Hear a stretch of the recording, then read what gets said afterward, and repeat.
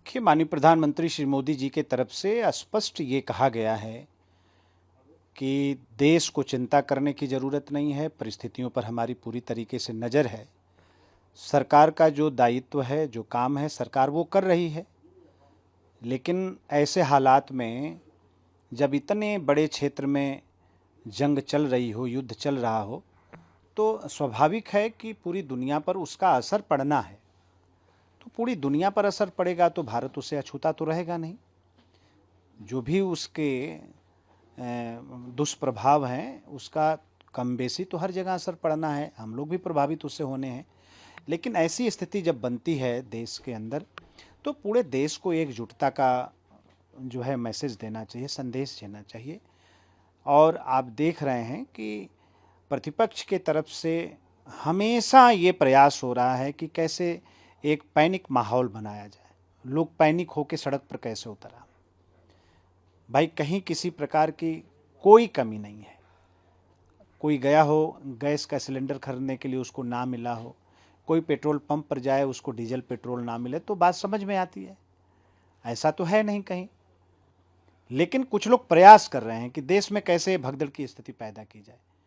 तो ऐसा नहीं है। हम लोग आप सब लोगों के चैनल के माध्यम से हम लोग निवेदन करना चाहते हैं माननीय जनता से, सम्मानित जनता से, कि देश की बात को सुने, सरकार क्या कह रही है उसको समझने का प्रयास करें, सरकार की जो गाइडलाइन है उसका पालन हम करें, जो नोटिफिकेशन आता है उसको देखें, समझें और धैर्य से रहें।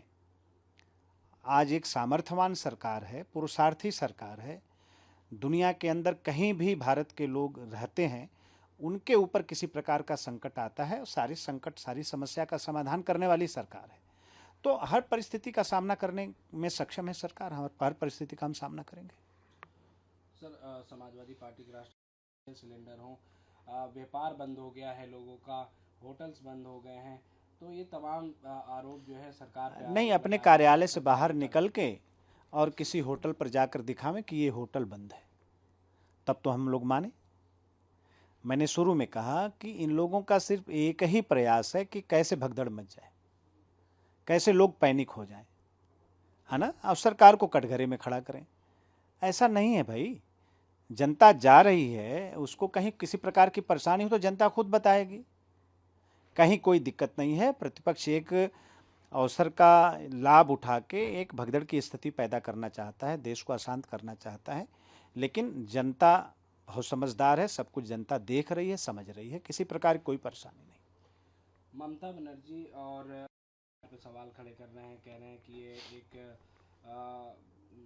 जो है लूट वाला ये एसआईआर है, ये जनता के वोट काटे जा रहे हैं और कहीं न कहीं इसमें धांधली की जा रही। चुनाव आयोग और केंद्र सरकार पे सवाल खड़े कर रहे हैं, सब घेरने का काम कर रहे हैं, कैसे नहीं, देखते कोई नई बात तो है नहीं। अब जब से एसआईआर की शुरुआत हुई हो, बिहार से आप ले लीजिए और यहाँ तक, कब ये एसआईआर की तारीफ करते हुए देखे? कभी तारीफ नहीं किया। हमेशा एसआईआर की खिलाफत करने का काम किया इन लोगों ने। हमेशा चुनाव आयोग पर हमला करते रहे, चुनाव आयोग को कटघरे में खड़ा करते रहे। लेकिन उनकी कटघरे में खड़ा करने से और बेवजह सवाल खड़ा करने से कार्यक्रम रुकने वाला नहीं है। एसआईआर का कार्यक्रम चला है और आगे जो भी करना हो चुनाव आयोग करे, वो स्वतंत्र है। सर, मध्य प्रदेश के मुख्यमंत्री है मोहन यादव, वो आरोप नहीं जा रहे हैं इसलिए कि उनको शर्म महसूस हो रहा है। अब बेशरम लोगों को क्या शर्म महसूस होना है? ये कोई नई बात तो है नहीं कि जब चुनाव आता है तो मंदिर मंदिर घूमते हैं और फिर भगवान का मंदिर बनता है तो उसकी खिलाफत करते हैं। जनता को गुमराह करते हैं जब बाबा विश्वनाथ का कॉरिडोर बनाया जाता है, माँ विंध्यवासिनी का कॉरिडोर बनाया जाता है, तो जनता को गुमराह करने का प्रयास करते हैं। तो ऐसे लोगों के बारे में क्या बात करना है? बिल्कुल सही कहा माननीय मुख्यमंत्री मध्य प्रदेश ने। ममता बनर्जी सवाल खड़े कर रही हैं कि अगर ये जो राज्यपाल जी को बदला गया है, ये क्यों बदला गया है, अगर सही थे तो क्यों बदला गया है। तो इससे आपसे क्या मतलब है भाई? ये एक सिस्टम है और ऐसा नहीं है कि पश्चिम बंगाल के महामहिम राज्यपाल को बदला गया है।